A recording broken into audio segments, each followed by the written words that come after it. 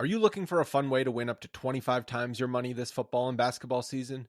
Test your skills on Prize Picks, the most exciting way to play daily fantasy sports. Just select 2 or more players, pick more or less on their projections for a wide variety of stats, and place your entry. It's as easy as that.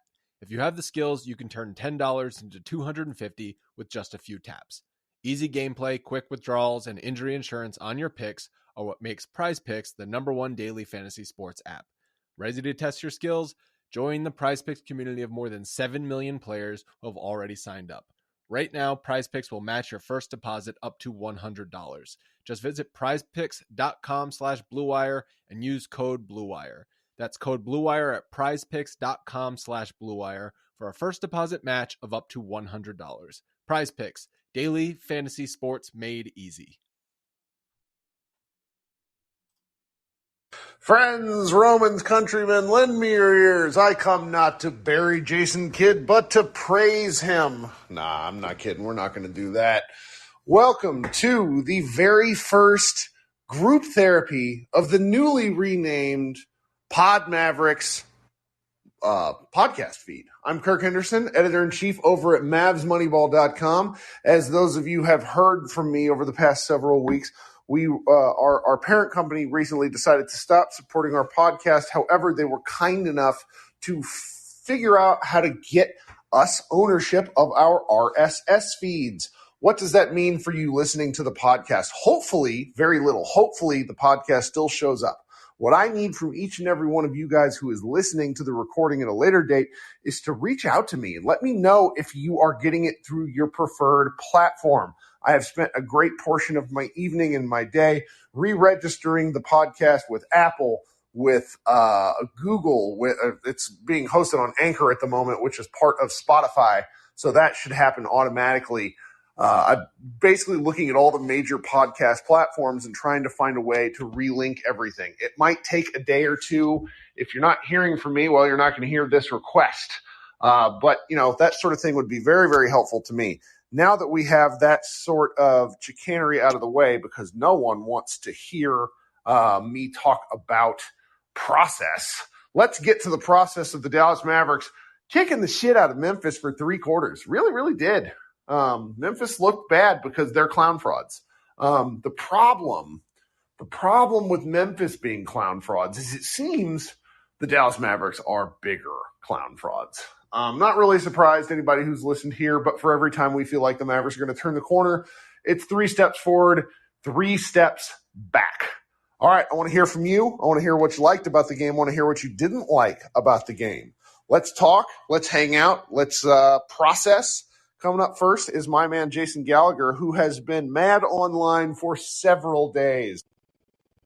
What's up, buddy? How are you? Congrats on the new name of the podcast. Is that a congrats kind of thing? I don't know. I mean, what do you think? Do you like the name? I'll send you the graphic afterwards. You have actual taste, so we'll see how this goes. All right, I'm going to withhold judgment until I see the graphic then. Buddy, I have a question for you, okay? Because I know the tendency is to come on here and to hate on Kid. I have a pattern of doing it. I'm going to meetings. I'm trying to stop. Where do you, if you were to sort of rank the things that suck about the Mavericks, what's your ranking right now?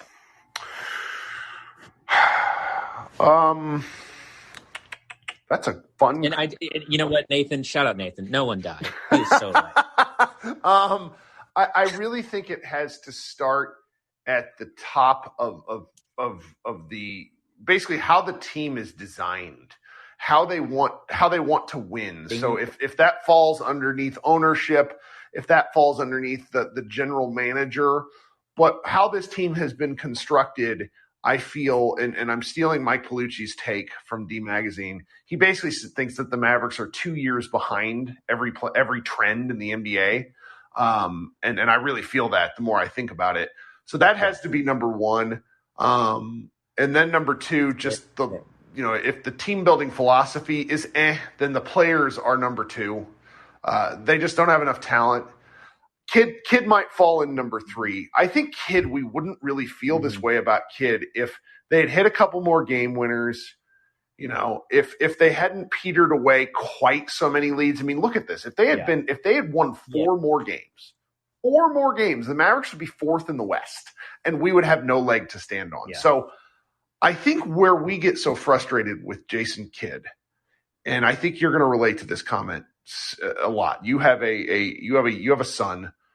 Nothing pisses me off more as a parent than failure to take responsibility for something that I see with my own fucking eyes. Like my kid will accidentally, he'll get mad, he'll bump into the dog, he'll bump into my wife or something, and he'll be like, "Oh, I didn't do it." It's like, I watched you do this with my. We should start a group therapy for. Well, I mean, parenting is hard, coaching is hard, but what's really, really hard, and this goes for everybody in life, taking responsibility for something that might not be entirely your fault fucking sucks, but it's true. It's a thing that you have to do. That light pole didn't come out of nowhere, Jason Kidd. That's your responsibility when you crashed into it. These sort of things, that's what really drives me crazy about Jason Kidd. His tactics, his player stuff is like secondary, but it's the notion that he got unhappy with his own timeout calling tonight. It's like, what are we doing, friend? The 16-point lead again. At some point, you have to take the reins. Yeah. I completely agree. I mean, look, anyone who's ever listened to me talk thinks, knows how I feel about Kidd. But I've been trying to think about him in a little bit more, less emotional way, a little bit more level-headed. And, I keep coming back to something, and I keep sort of publicizing my feelings on this. And I get a lot of pushback from people every time I mention the name Jalen Brunson. And that really does connect to what I hate most about this team. And it is exactly what you said at the beginning. It was basically Mike's take, which was, that they're a couple years back from whatever trend is going on. Listen, even great coaches, if put in the position that Kidd was put in, would have a really difficult time. And I that's one thing that I just keep kind of saying. I may have had a conversation with a former NBA player recently about this very thing, where it's like, I mean, Dallas is missing a lot of cohesion that they're very used to having, and they don't have it right now. And so that is difficult. In-season trade adjustments, especially when you're talking about a player as skilled and as sort of ball dominant as Kyrie, matched with possibly the most ball dominant player of all time, there's obviously a lot of cohesion issues. That's not bailing Kidd out. I'm not trying to bail him out. I am just trying to say that it really will always stem from how shitty whoever the decision makers are of this team's roster construction and everything like that. I keep playing back in my head. People say you live in the past, and it's like, you know what? The trade deadline wasn't that long ago. You know what? The Mavericks are a 500 team right this second. Okay? This isn't that difficult to figure out, that the past is very much informing the present right now and will continue to do so until Luka eventually bounces, which it just sometimes seems inevitable because of the shitty roster construction. I mean, that's the thing that I can't really get over right now. And so it's very difficult when you really play out the last few months in your head.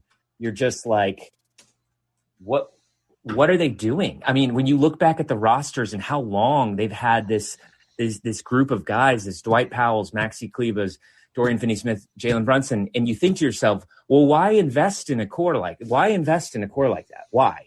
Because you hope somebody breaks through. Somebody breaks through and you don't do anything. And I don't care what anybody's theories are. I've said it a billion times. You as the team not acting you're the one to blame. You are the one to blame. Okay? Shout out the Knicks for hiring his dad.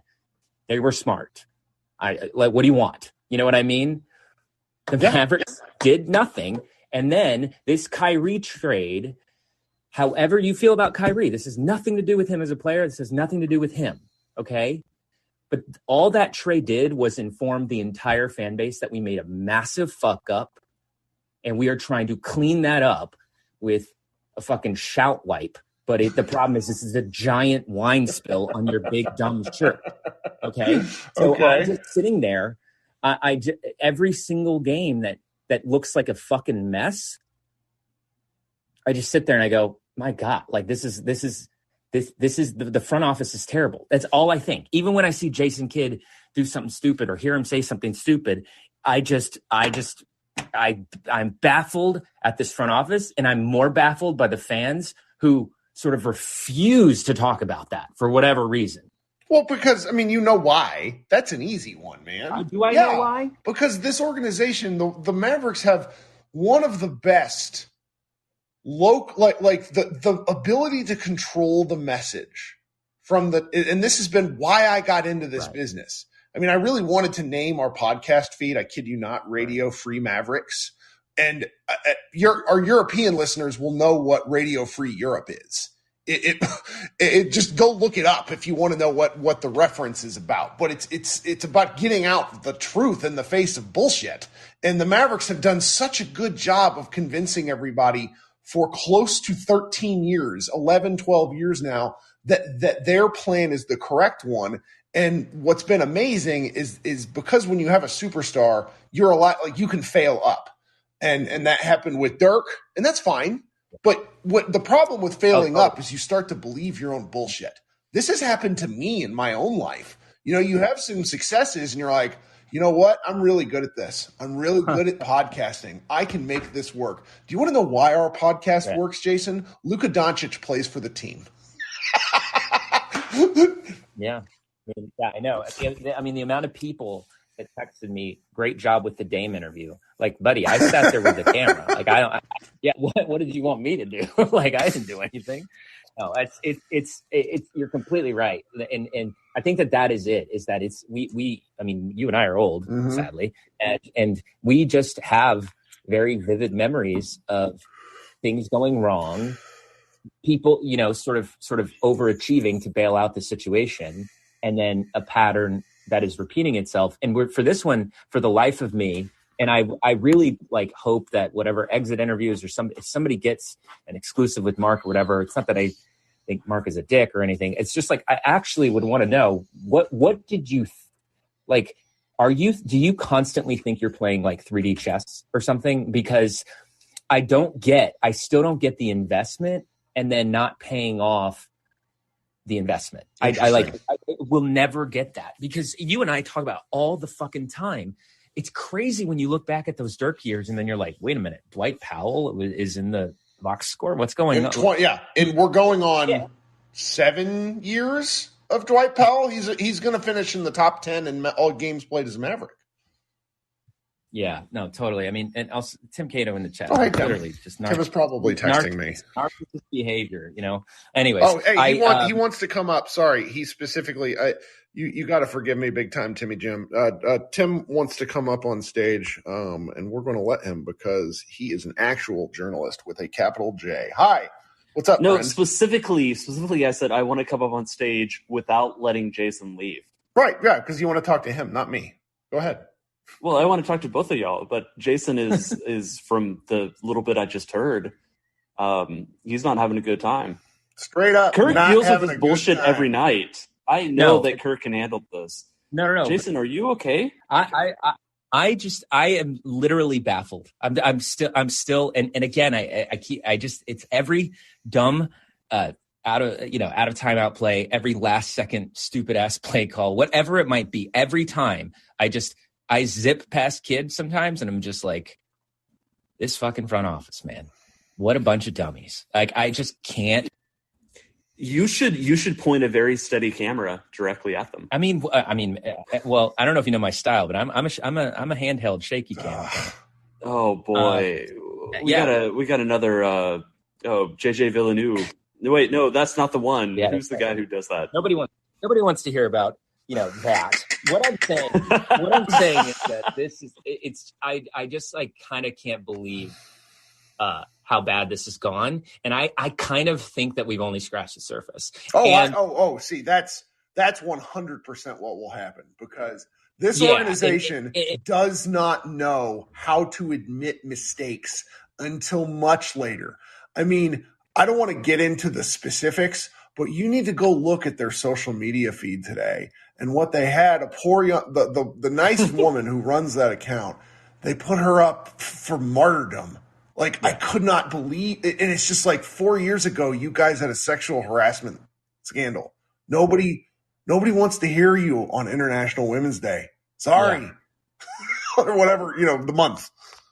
I mean, but you're like, right. And that's always sort of been the Mavs fans, at least the thoughtful Mavs fans' issues, is that they are a group that really doesn't acknowledge many Which you mistakes. can't. It's the Ethan Sherwood Strauss, double down, don't apologize. But even a basketball mistake, it's not the Brunson thing is just one of those things that it seemed to be a pride issue or some sort of like, again, what was the thought process there that you could get somebody better? Because it reminds me a lot of like letting Tyson Chandler go after you win a title. What was the thought process there that you could get somebody better? Obviously the answer is yes. And so clearly here, I guess the answer is yes, but it's like, okay. So your plan was to what? Open that space up so you have money to possibly get a better co-star for Luka. Great. And then it costs you a couple other like pretty solid rotation players and some. So you're just going like, so what was the last 4 or 5 years for? I like literally don't get it. I just like, and that's when I want to step away and be like, you guys want a stupid analogy that us here? All I want is stupid analogies. So this is going to be a stupid analogy, and then I'll pepper in like a thing or two that I don't know if I've said. They're not a huge thing, but there's a little bit of a payoff here.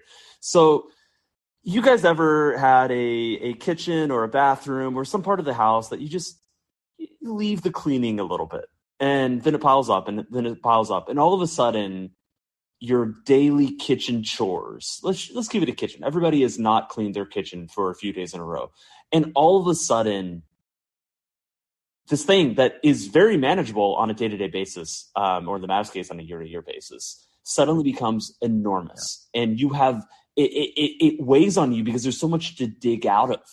And I am not here, so Nico Harrison wanted Jaden Hardy. And I think they hit pretty well on that pick. Whatever Jaden Hardy becomes, it may end up that he is a player somebody else wants to start when his best role is coming off the bench, and they can get something good for him.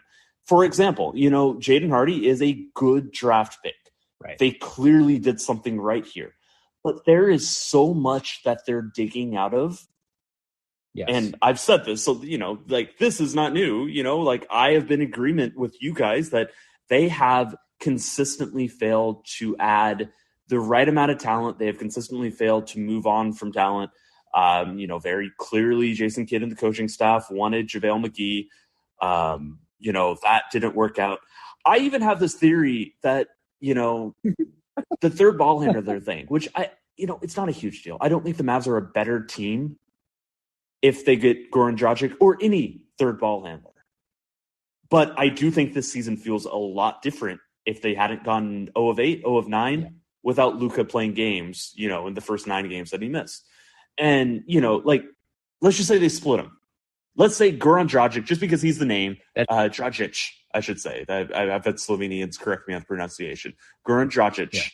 Yeah. Let's say he's on the team, and let's say he wins them half of the games that Luka misses, which I don't think is crazy. I don't think he's a great player at this point, but they didn't need a great player. They lost games to the Houston fucking Rockets.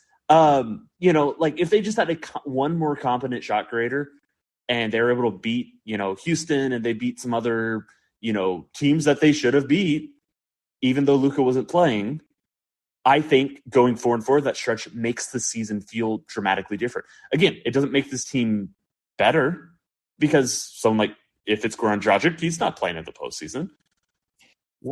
But that was an avoidable, observable mistake. Like everybody. Yeah, I know. People with the team I've talked to. Me, a journalist, fans, Kirk Henderson, Jason Gallagher. Everybody saw that it was a mistake, and yet they went into the season, and they lost all these games without Luka. And then it put even more weight and burden and just need onto Doncic to do everything that he's done. And yeah, what do you know? Now he's hurt. Now he's, hampered. Now he's been struggling. Now he's dealing with all of this load management, with this weight of expectations, this weight of the team that's been on him since game one. Of course he's hurt now. So, yeah. There you go. It's not rocket science. And everything that you just said, the only thing I would add is that the digging, like you said, the messy apartment, everything like that, the problem, I think what makes this particularly painful as a fan is because they were actually in the process of getting it looking pretty nice. You know what I mean? Like they were actually, that momentum was going that direction. Hell, they made the Western Conference Finals last year. You know what I mean? And then it's like they just took a big old dump in the middle of the floor and started over again, but like worse, because all I think about when I watch this team is like, damn, like they could, obviously Brunson's having a hell of a year, but it's like, okay, what else could you get for perhaps Dorian and Spencer? Like that's all you think is that you actually were there. You were very close. You were at the fucking finish line of team building. You were that close and you fumbled it so badly. And I'm partly informed because we have a great podcast guest coming up this week, folks. And, it's two of them. Not me.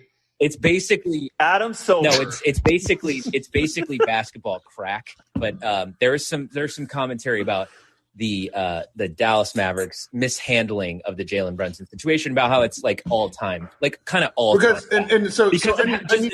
Just as much because of how close they were.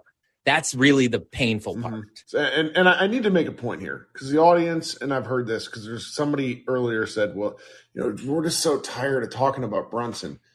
I hear you guys, but one of the things that why it keeps coming up is because we have been misled.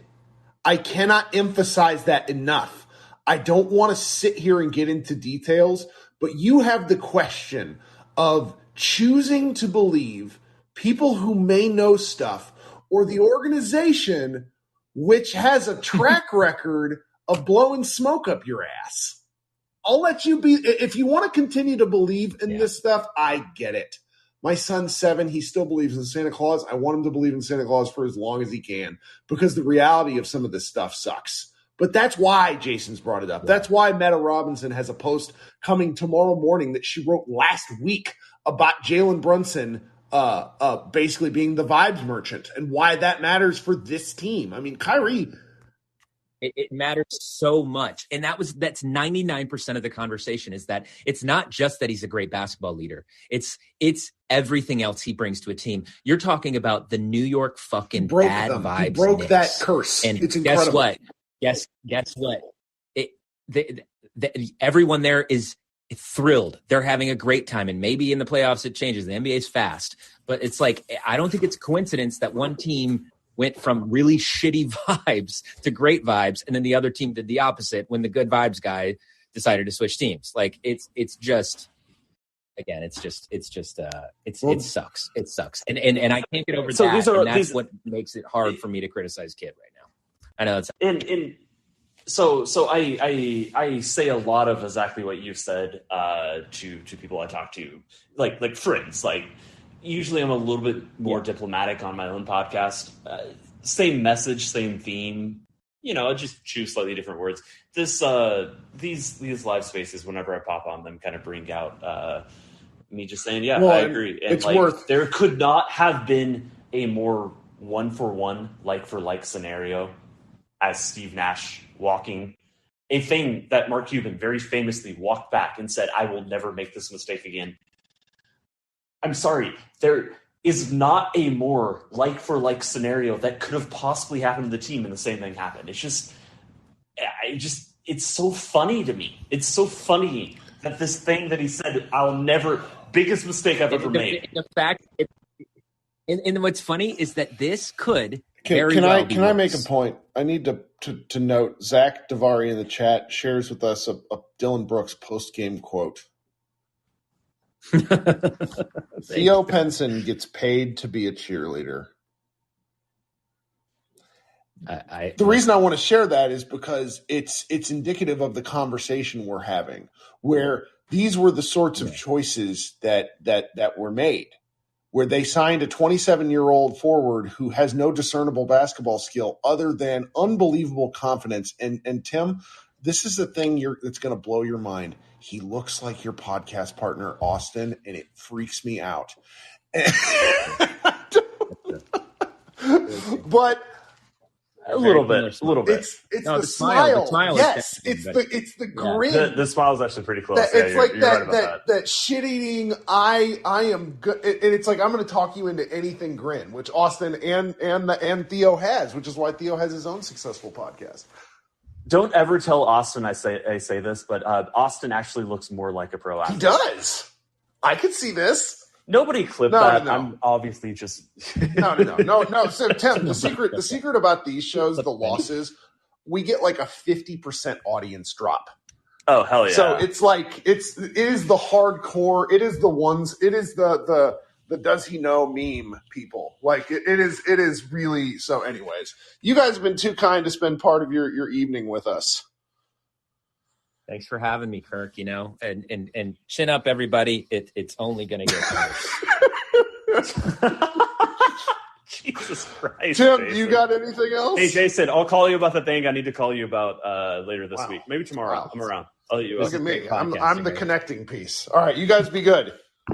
You're a connector like Conchart, who's just a really useful player that the Mavs have not got a lot of. No, that's I'm true. a big Conchart fan. And Salty Adama, Memphis just builds their team so well. Salty Adama whooped Wood's ass. Again, and I know Josh also feels the same because, of course, we fucking feel the same about everything. But, man, I just so agree that, the way Memphis has built their team, their 1-5 is far less impressive than their 6-10. Their 6-10 is just, unbelievable. Perfect, interesting, fascinating. Role players that they acquired for, very minimum talent going out, value going out. It's just, I love the way that team built. And I think a big reason why I think this is because I have been, stuck in the mud with how the Mavs have tried to build their team over the past 5 years, because that's how long I've covered the Mavs full time for The Athletic. Anyway, thank you, Kirk. Thanks so much, guys. I appreciate you. Whoever comes up next has to follow a tough act. Good thing it's my guy, Brian Zillum. What's happening, friend? Oh, no pressure, you asshole. Well, Brian stepped up tonight for Mavs Moneyball because we're all at the point of the season. We got 25 people on staff, and nobody wants to write because these games are pulling teeth. So Brian wrote the stats post after the game. What's up, buddy? What are you thinking? Well, first and foremost, I'm really done with this Christian Wood experience, my man. He is the biggest clown fraud, I think, on either team, even over Dylan Brooks. Because at least Dylan tough, Brooks, man. He reminds me of a guy. So, I never thought I would say this. I wish I could combine Wood and Bertans into one useful player. Because Bertans works.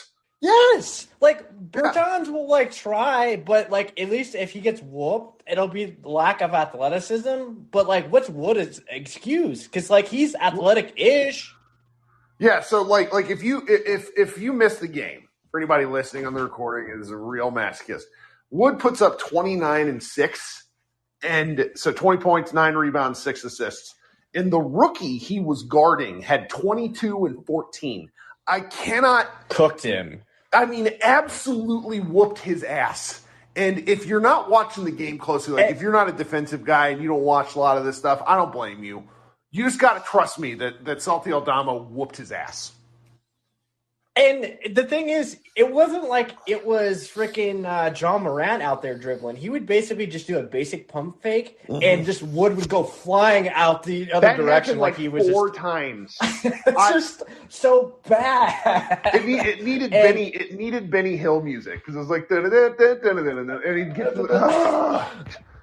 And I don't know if it was late in the third or early in the fourth, but there was a play where Woods got pump faked, or it was just a basic dribble pump fake, and then he left Bertans out there to die, where he almost got posterized. But luckily, I think Aldama missed the dunk, and then I think they just got fouled. But I was like, God, man, and he's over there just bitching and moaning like he just got fouled every play. It's just like, no, stop it. Like, well, I I'm don't glad mind some of it. There was a lot of it though, and it was like very reminiscent.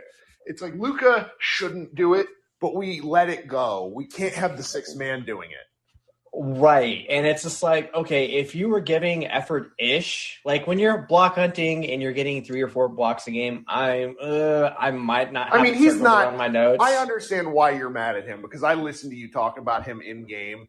This was he's like down the list of things for me though. I really because it's sure.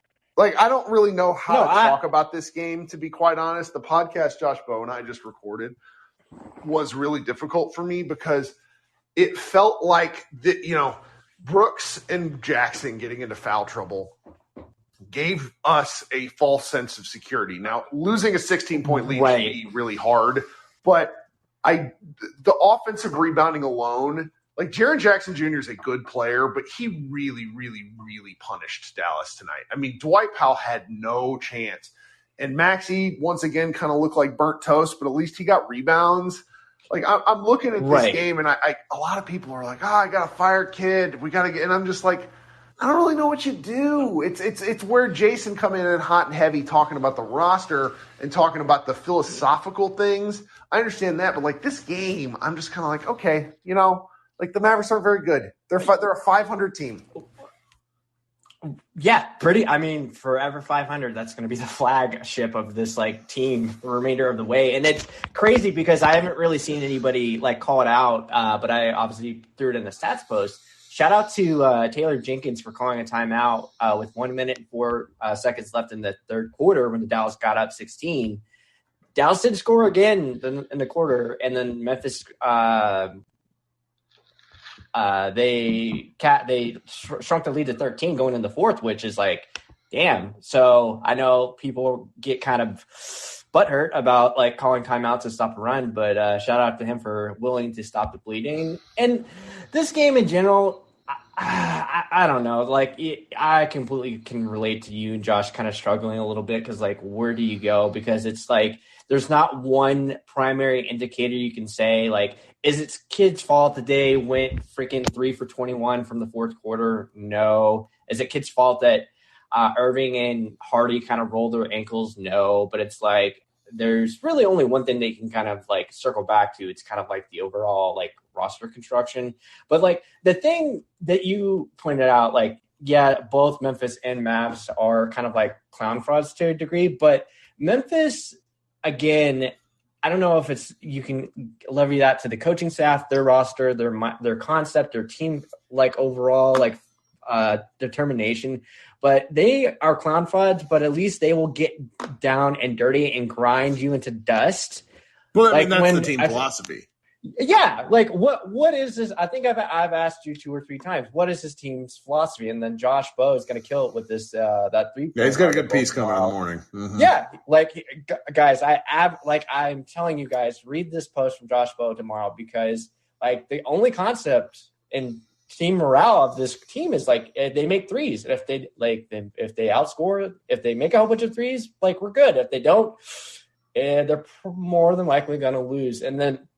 Like, I guess one more thing just on Kid, like, and I've been kind of in a unique space. So I've been trying to read about like, good vibes overall, like just from a business philosophy. Right.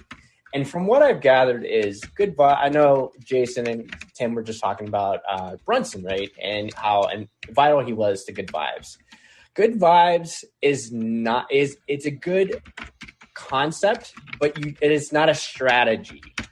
Because I'll pull the curtain back a little bit. I was at a company recently that was a startup, and the vibes were fantastic. It was like that good old, I wanted something different. That good vibes like is out and about for a startup if you're looking for something different, if you're kind of looking away from the grind. But all of a sudden, the last year and a half, those vibes are gone. And once those good vibes are gone, it doesn't come back. Like, and like I say that is like from what I've been reading from like business journals and articles is it's like good vibes is not a good business strategy because eventually you have to actually do business like decisions and actually like have a concept of strategy. Like how are you going to gain capital? Like what's your runway? Like you have to have it becomes, some type but Brian, that's where, the hardest thing in sports, the hardest thing in basketball is to acquire a superstar.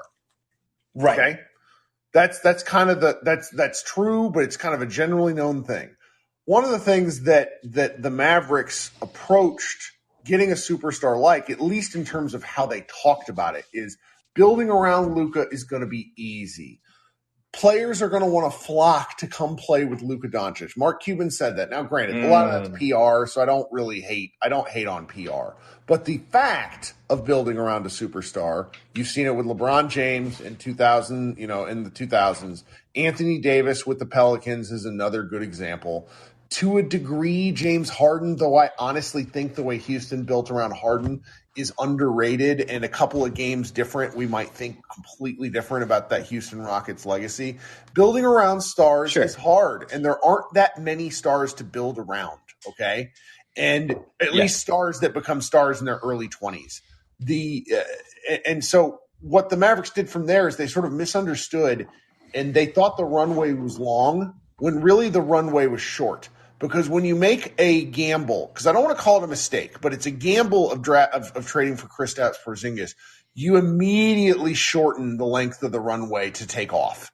And Porzingis didn't work out, but the fact that we owe a pick to the Knicks now is a sort of like the Pied Piper always collects payment, man. It's very difficult. And what the Mavericks have found out the hard way is that team building is actually harder as your superstar gets better, which Luka Doncic has, and the expectations grow.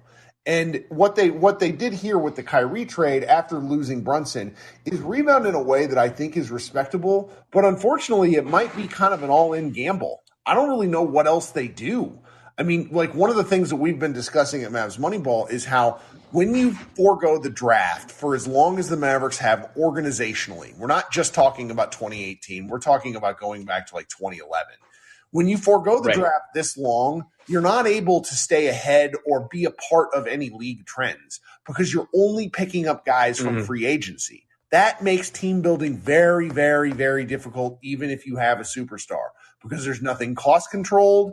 There's no new archetypes. You're always picking from the remains of the litter. And that is where it's just like, I get mad about them when I'm really fired up. But right now I'm just kind of like, man, this is hard, and they have a tough road to hoe.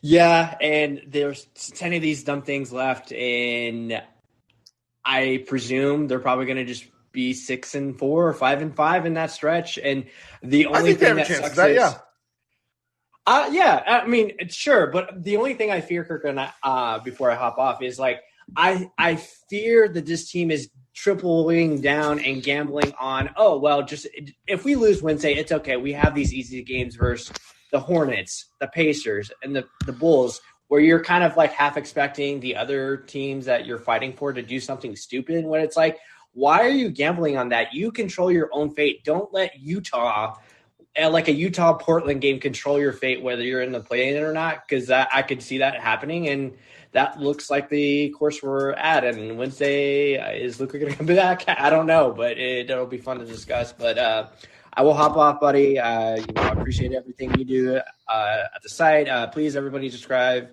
to Pod Maverick if you haven't already done that, and check out Mavs Moneyball. Thanks, buddy. Talk soon. Okay. Somebody asked a good question in the chat. Heath Nichols says, "Is Josh Green good now?" I mean, I think he really is. He still has his moments where he's stinky, but he is a rotation player. That's important. Where I kind of get settled in where the Mavericks are now is that they're really small. Iztok Franco wrote about that, D Magazine, really good piece. Really recommend it. Go seek it out. All right, who else is hanging out in here? I don't think Jason meant to come up again, but I'll Jason, did you mean to come up again? Did you have another take to fire off? I have a feeling he didn't, because he hasn't hit unmute. Okay, let's go to David, who's been waiting. David, what's up? Yo, Kirk. Oh man. So I have a thought that I want to throw out, like a narrative thought, because I don't want to talk about this game. Yeah, let's do it. All right. So everything that Tim and Jason were talking about, and of course you agree with fully. Like, I'm gonna lay this at Mark Cuban's feet. I've been listening to some other podcasts, politics, finance, other stuff. Mark Cuban's fucking everywhere. He's at every single Mavs game that I go to. I only have a half season, but he's always there. He's always in his spot. He's, high-fiving the players or looking disgruntled, for like 90% of the time because of the Mavs games and watching them.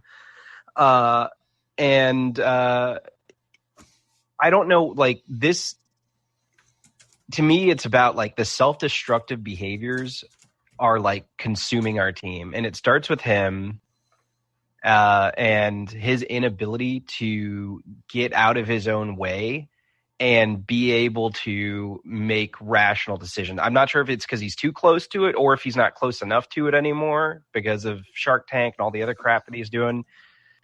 But like, I don't understand how you can sit there every night and watch this team up close and personal and not see the problems and not be able to admit the problems. I don't get how you can have eyeballs and a heart and not fucking do something.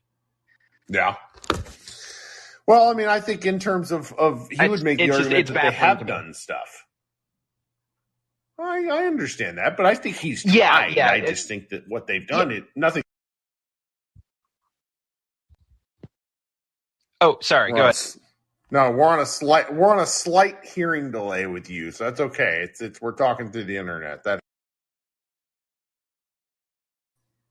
Gotcha.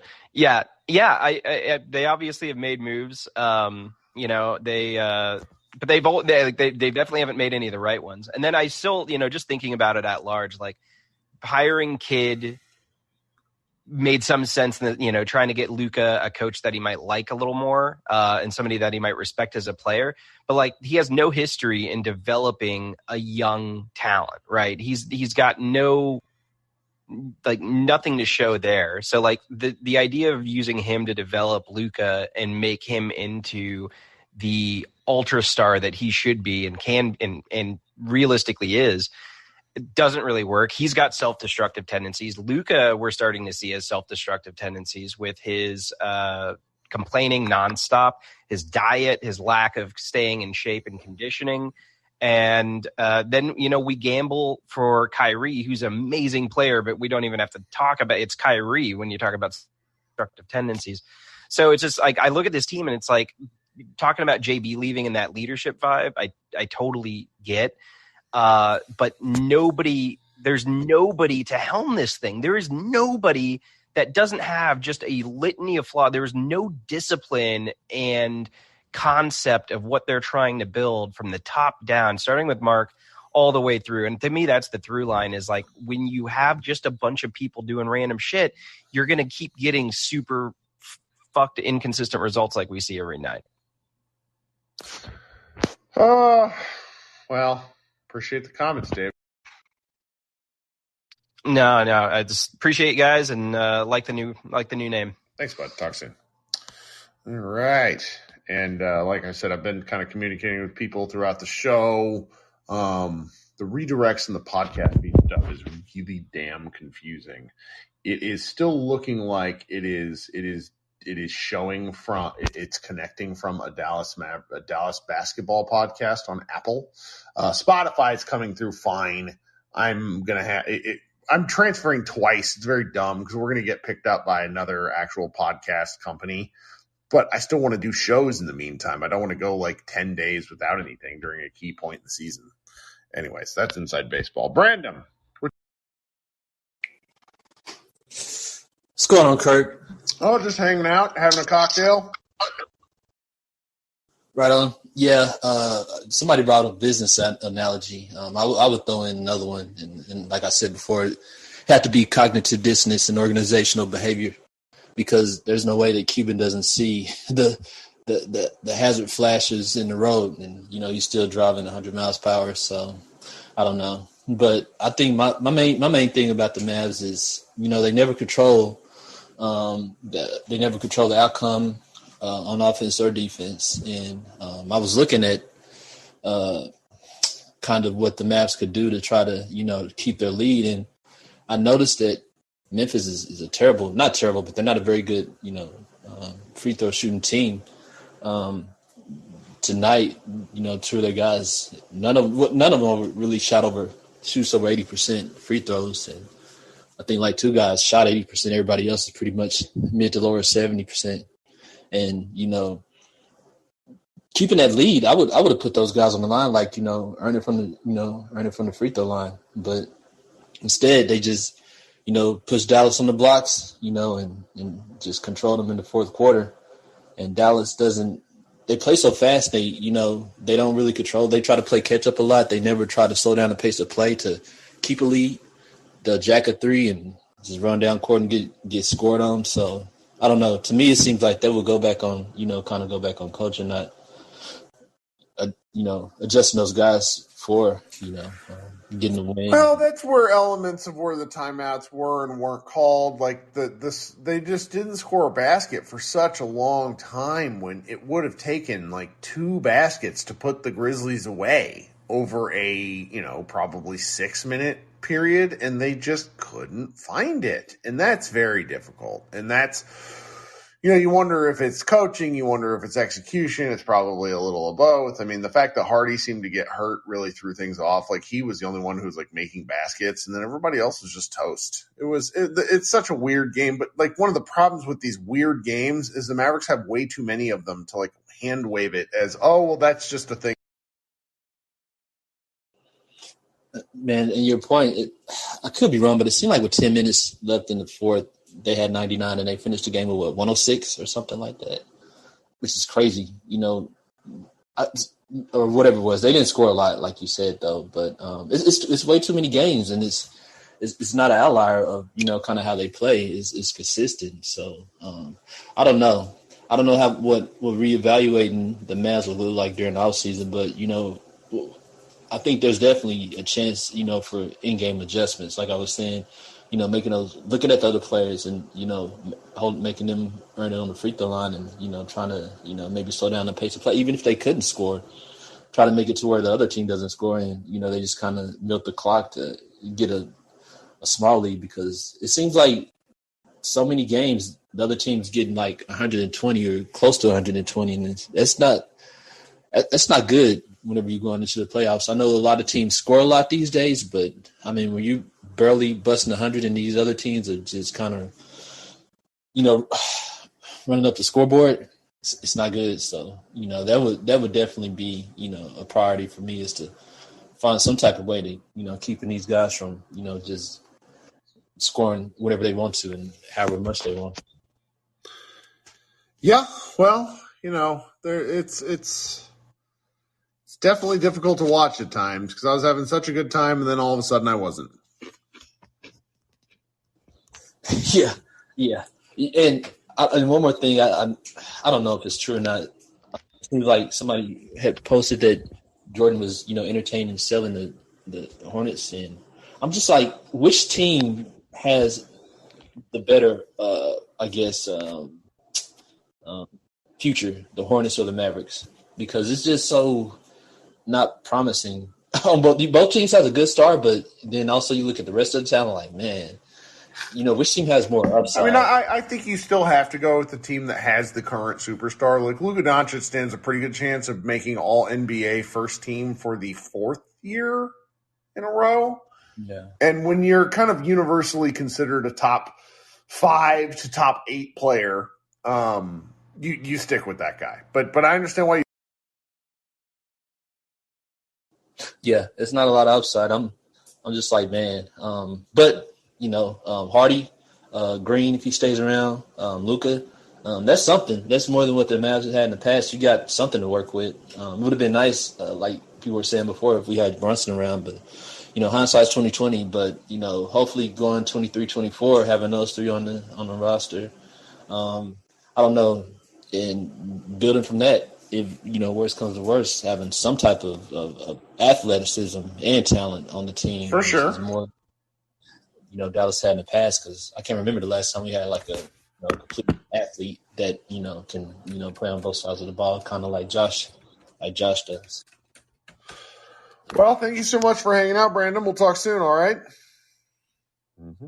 Okay. I think last but not least, we got Adam hanging out. Adam, tell me what you got. So I'm going to take a little bit of a different tact. I don't think I can blame Mark Cuban for all this. He's a billionaire narcissist, right? And as such, those guys are usually incapable of certain emotions like shame or guilt or, accountability of any kind.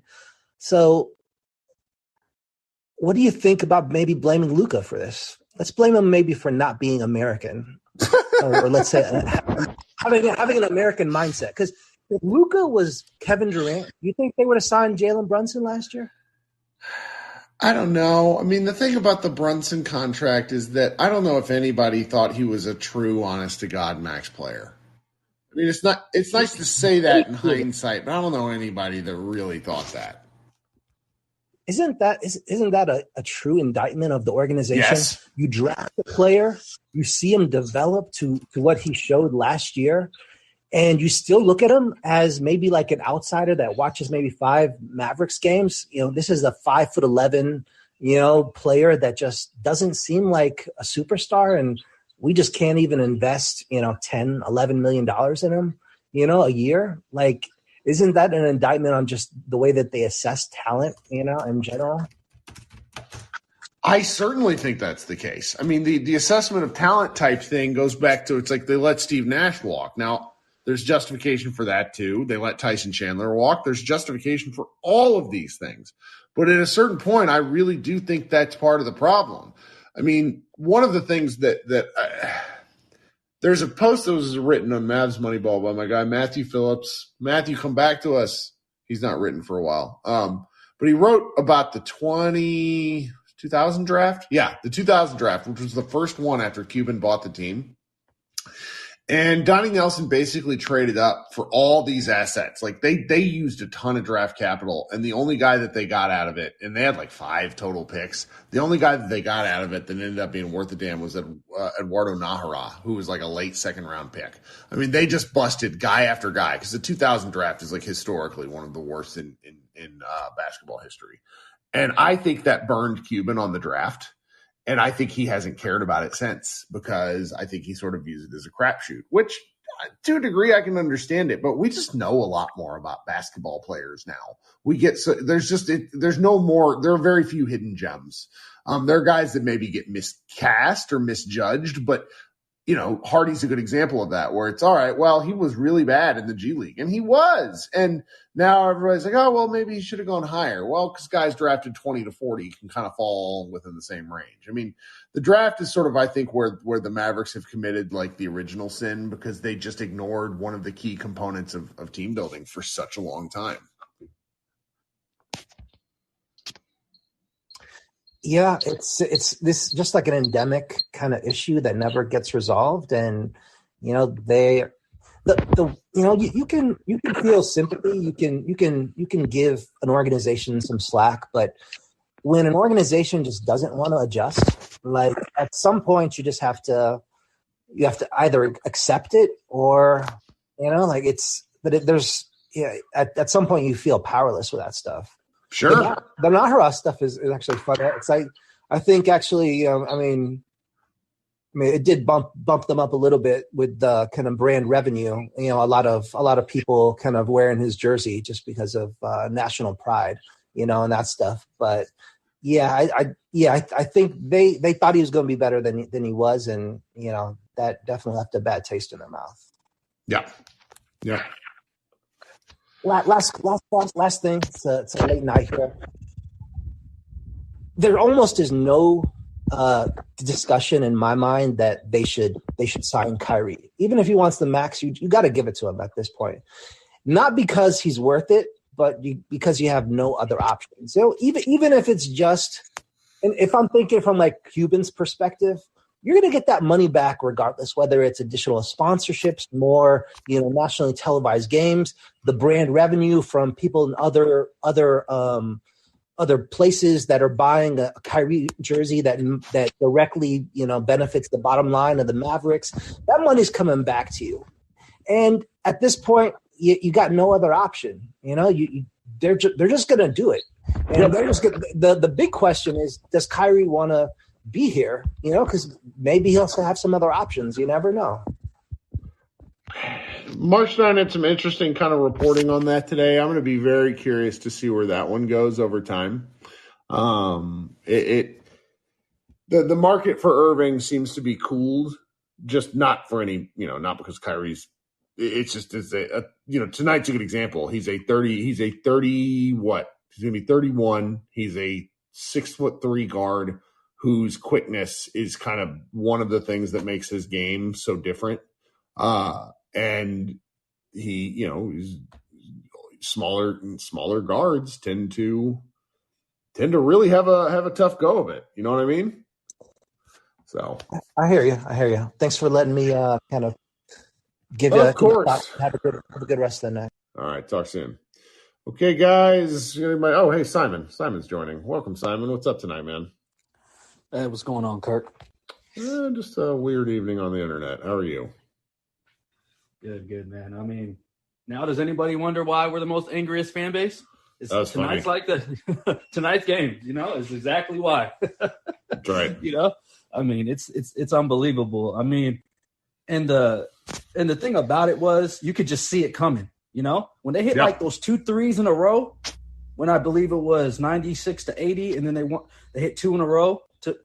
I was like, oh man. And then Jason Kidd not, I don't really want to talk about Jason Kidd too much, but not calling timeouts and just letting them play and all that. And it's just like you just saw it coming, man. And then the crowd got into it and everything. And it's just it is what it is. I mean, the only saving grace you could say is that pretty much everybody else is playing the same.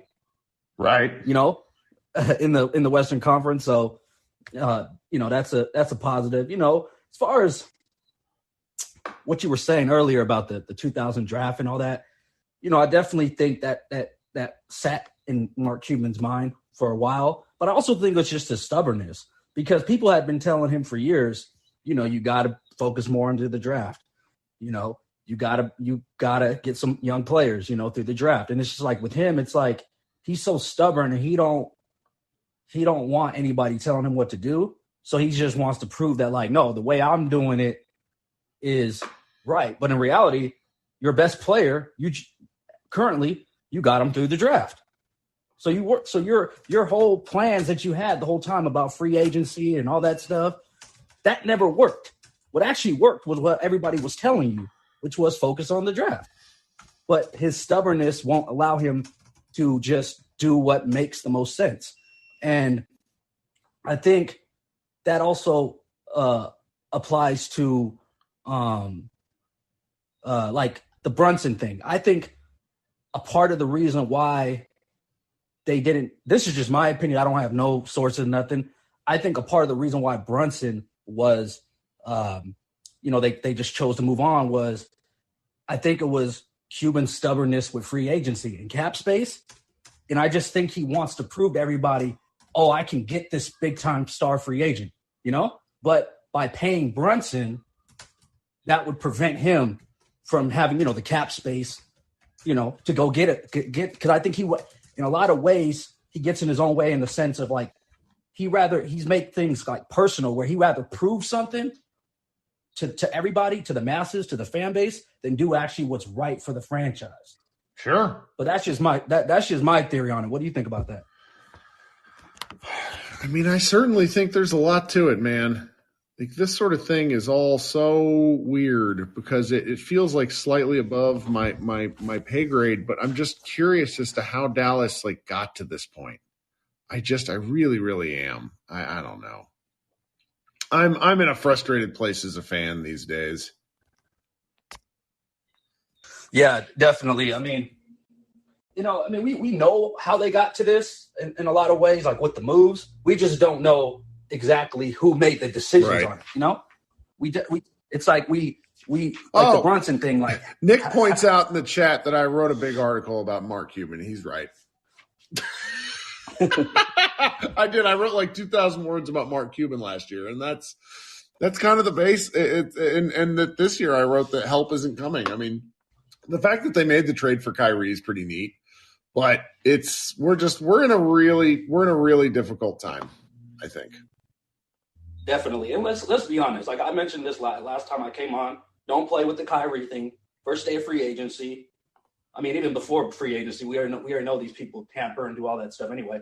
Just tell them, hey, we're going to give you the 5-year max. Boom. Just don't play with it, because even if you're not totally sold on Kyrie, if you get him locked in, you can trade him, you know? Yeah. And then you can trade him to LA and get something for it. Don't play with the contract, because they know the type of person he is. You know, he could take that personal and then just say, you know what, I'm going to go pay for this team for much less. And so don't mess with that. And then go from there. And this is what we got to understand too. If they do keep Kyrie, you basically got a superstar for a first-round pick, Spencer Dinwiddie, and Dorian Finney-Smith. That ain't really nothing. And some second-round picks. If you look at what these superstars have been going for on these other trades, if they're able to keep Kyrie, they would have got him for a deal. You know, just the question is just going to be, can they keep him? You know, we don't know. Yep. But we'll see on that. But yeah, just don't play with it. Don't play with the whole money and stuff. Just give him the money, see what he does. I think he's just about the money anyway at this point, because from all the reporting, that's what made him ask for the trade, was he wanted the extension. Well, I think he wants a peace of mind. I mean, this is the last big, he's lost out on a lot of money. It's not to look into another man's wallet, but between the stuff where he was sitting out games in Memphis, he wasn't getting paid for a lot of stuff. And not Memphis, Brooklyn. And then he lost his Nike shoe deal, which Kyrie's were, other than Kobe Bryant's, Kyrie's were largely regarded as the best shoe on the market. And they wanted nothing more to do with him. And it's like when that sponsorship money goes away, one of the cool stories that I like about what Reebok did with Allen Iverson, they basically put $50 million in a trust fund for him that he can't access until he's 45 or 50 years old. And they did that in concert with his agent, because when he was in his 20s, he was just a wild ass. And when he turns a certain age, now he's going to be able to have that money. And shoe money is real for these guys, and particularly for a guy at Kyrie's level. And so I think it's not that he needs it, but it's, if it's your last big payday, don't you want that? And there's a real incentive for Kyrie to be a good guy beyond, the situation. And so far he's been fantastic. He had the one weird night on the road where he's rambling into Twitch at midnight, but he didn't say anything too crazy. He basically bitched about sports betting, and I don't really blame him there. I mean, I'm to the point now where I've been suckered enough to where I'm like, all right, let's give him a deal. I'm ready to be hurt. Yeah, and like I said, if he ends up wanting to leave, you got him under contract. Probably the few places he's going to be wanting to go. You can always trade him, but losing him is just it just cannot be done. They have to do whatever it takes to keep Kyrie, And sure. I think the environment in Dallas, the media, not as divisive like it is in New York and things like that. I think he likes that, the environment in Dallas, and I think he's pretty much, it seems like so far he's got a good relationship with the front office. Of course, Nico, and then Jason Kidd and Mark, because it seemed like a lot of the issues was he had problems with Sean Marks and then Joe Tsai and all that. So yeah, as long as, like I said, if they just don't play with his money, I think he's going to stay, because like you said, I wasn't even thinking about the part where he lost all that money. It's true. Yeah. The man lost a lot of money. He's going to try to, any smart man is going to try to recoup that money. Yeah. And so just do that, no questions asked, give him what he wants. And then if things, mess up, okay, whatever. And I think by keeping him, it's gonna be another thing Luka can look at and say, all right, when I said I needed help, you went and got him, then you kept him, And look, no disrespect to Brunson and everything, Brunson's good, but Kyrie's a much better player than Brunson. We got to be honest there. Like Brunson's good. He brings other things to the table, like the leadership and stuff that matters. But I've read and I've heard some people start trying to act like Brunson's on the same level. Nah, he's not. He's not a Kyrie, But those other things do matter, though. What would have been really neat is if you could have had all of them. Yeah. But he probably would have had to been in that trade anyway, I mean, if you maybe, but then maybe you don't have to give up a first rounder, or you don't have to give up Dorian Finney-Smith, or you don't, and that's where all this becomes. And that's why I do understand why if Kyrie did want to sign, or not Kyrie, if Brunson did want to sign elsewhere. But our first guest who was on here, Jason Gallagher, makes it pretty clear that Brunson wanted to come back, and he knows stuff. And I can just tell you that he knows stuff without giving anything away. I don't know. It's a tough part of the season. We played 70 plus games, and is it a flat 70? No, I guess they're 36 and 36 right now. So 72 games. Is just so disappointing to feel like they haven't taken any steps, and they're at best like treading water, and that's just no fun. Yeah, and I heard you speaking earlier, and you got talking about Dwight Powell and stuff. It's like, man, think about this. Dwight Powell has been on the Mavericks since December of 2014. It's a long time. Why is he still 9 here? years? Yeah, you're right. My brain said 16, but you're right. It was his rookie year. He's basically been a Maverick his entire career. Yeah, LeBron James has been on more teams. Yeah, that's right. That's right. Amount of time. I mean, come on, man. It's crazy. I mean, their loyalty. It's just weird, like because they're so loyal to Dwight Powell, but then they let Tyson Chandler go twice. Yeah, that's painful. It's just weird. Yeah. That part's painful. Well, all right. Thank you so much, Simon. We'll talk soon. Hope you come up after the next game on Wednesday. We got an early game Wednesday. Yeah, we'll see how it goes. I mean, hopefully they say Kyrie's in a walking boot. I mean, we'll see if he plays. Well, they got to go get on a plane, and so that I think has to do with like injury management. But yeah, there should be concern. I mean, I wouldn't be shocked if he doesn't play Wednesday. But the Mavericks can still beat anybody. They just need to actually do it. Yeah, we'll see. All right, thanks, man. Okay, guys, once again, if you're listening this long, you're a true nut job. So I have spent the majority of my evening, I wrote the recap, but then around the third quarter, I was like, oh, the Mavericks got this in tow. So I started working on all the different podcast transfer stuff. If you're listening to this on a show, it should show up under your feed in Pod Maverick with a new picture. The picture doesn't really matter. But that's what we're going to call the show for now.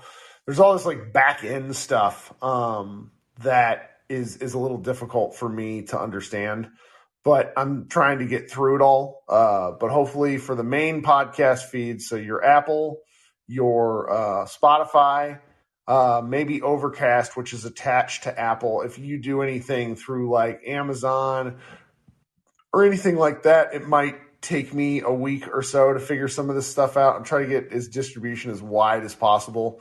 I'm going to be talking more about some of the back end on some of these shows. I know it's a little weird for people, but if you like and support me, it would be very helpful for Josh, Bo, and I if you are continuing to provide us feedback. Thanks so much for hanging out. We will talk with you guys on Wednesday, and everybody be good.